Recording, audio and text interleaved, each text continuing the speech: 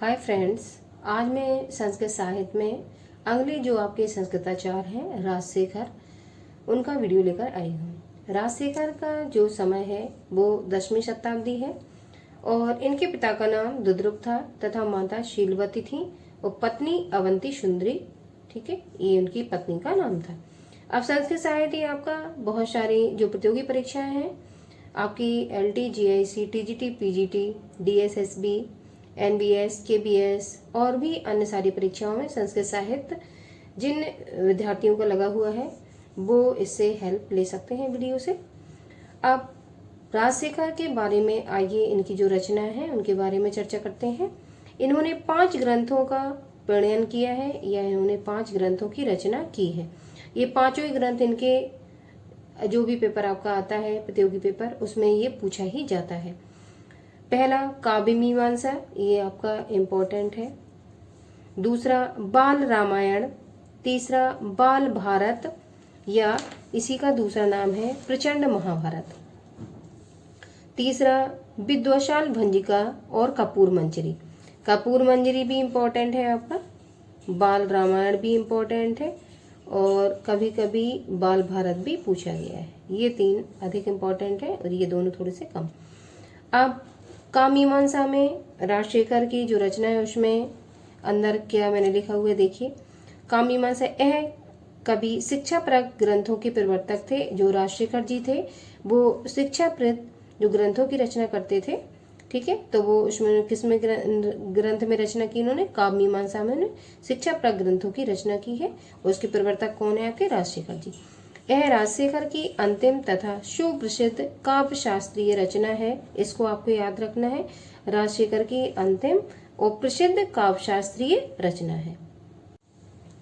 दूसरी इनकी रचना है बाल रामायण। ये मैंने आपको इम्पोर्टेंट बताया हुआ है, इसको तैयार करना है। इसमें 10 अंक है। इसमें रामकथा का वर्णन है। अगली है बाल भारत, इसमें 2 अंक है। ये अपूर्ण नाटक है। इसमें द्रौपदी स्वयंवर और द्रौपदी चीरहरण की घटनाएं हैं या घटनाओं का वर्णन किया गया है। विद्वशाल भंजिका, यह 4 अंकों वाली एक नाटिका है।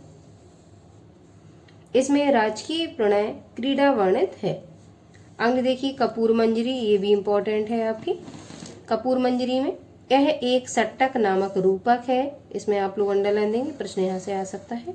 यह नाटक राजशेखर की प्रसिद्धि का कारण है।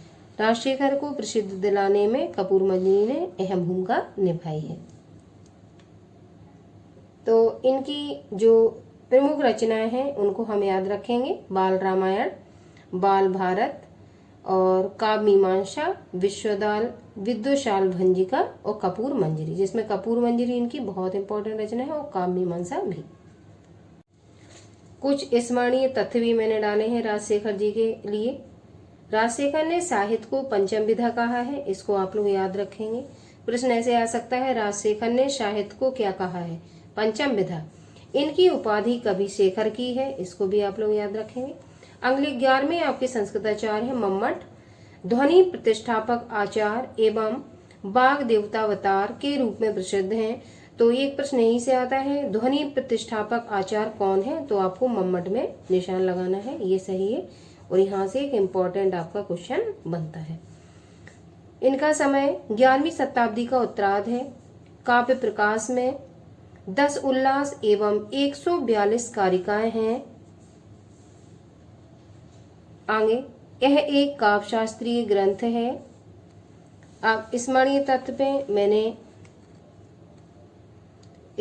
मैंने डाला है, काव्य प्रकाश की 70 से भी अधिक टीकाएं लिखी जा चुकी हैं। ठीक है, तो आपको याद रखना है। अगले राइटर आपके हैं बाद में विश्वनाथ, पिता चंद्रशेखर हैं इनके और ये वैष्णव मतानुयायी थे। वैष्णव मत को मानने वाले ये आपके संस्कृताचार्य थे। अब विश्वनाथ का प्रसिद्ध ग्रंथ कौन सा है? साहित्य दर्पण। इस ग्रंथ में 10 परिच्छेद हैं। इसमें एक ही स्थान पर नायक एवं काव्य का विवेचन है। तात्पर्य नामक चौथी शब्द शक्ति का उल्लेख इसी ग्रंथ में मिलता है। आप लोगों को जानकारी होगी जो शब्द शक्तियां हैं वो 3 प्रकार की होती हैं और 3 ही हम लोग आज तक पढ़ते हुए आए हैं। लेकिन जो चौथी शब्द शक्ति के बारे में चर्चा की गई है वो आपके विश्वनाथ जी ने की। उस शब्द शक्ति का नाम है तात्पर्य। तो प्रश्न आपका यहाँ से इम्पोर्टेंट बनता है और आपसे पूछा जा सकता है कि चौथी शब्द शक्ति का उल्लेख किसने किया है। तो आप निशान लगाएंगे विश्वनाथ जी ने। और कौन सी चौथी शब्द शक्ति का नाम है, तो आपको 4 ऑप्शन मिलेंगे, उसमें आपका सही होगा तात्पर्य। आगे देखिए, स्मरणीय तत्व में मैंने को डाला हुआ है। विश्वनाथ के काव्य प्रकाश पर दर्पण नाम से एक टीका लिखी गई है। विश्वनाथ ने जो रचना की है काव्य प्रकाश की, काव्य प्रकाश जो ग्रंथ है उस पर दर्पण नाम से एक टीका लिखी गई है। वो किसने लिखी है? विश्वनाथ जी ने। आगे देखिए, अब ये तो आपके पीजीटी सिलेबस और टीजीटी सिलेबस का यहाँ तक हो गया है। एलटी ग्रेड जो भी आपके सिलेबस हैं आप लोग सिलेबस सामने रखिए। मैंने ऑल टोटल जितने भी संस्कृताचार्य थे पूरे कंप्लीट करने का प्रयास किया है। अब जिसके सिलेबस में जो लगे हुए हैं वो अपना देख के, सिलेबस देख के उसको कॉपी पे नोट डाउन कर सकते हैं। अब अन्य संस्कृताचार्य से भी कई बार प्रश्न पूछे गए, आइए उन पर मैं चर्चा करती हूँ। अन्य संस्कृताचार्य में शूद्रक आपके हैं। शूद्रक का वास्तविक नाम शिमुख था। शिमुख आप इस तरीके से भी लिख सकते हैं और एक जगह इस तरीके से भी लिखा हुआ है शिमुख। नाटक इनका था मृच्छकटिकम, इंपॉर्टेंट है, तो आपको शूद्रक का जो नाटक है वो याद रखना है, मृच्छकटिकम। 10 अंक है इसमें एक निर्धन ब्राह्मण चारुदत्त तथा बसन सेना नामक वेश्या से प्रेम का वर्णन किया गया है। आगे अगले जो आपके अन्य संस्कृताचार्य में है वो जयदेव है। जयदेव की जो रचना है वो गीत गोविंद है।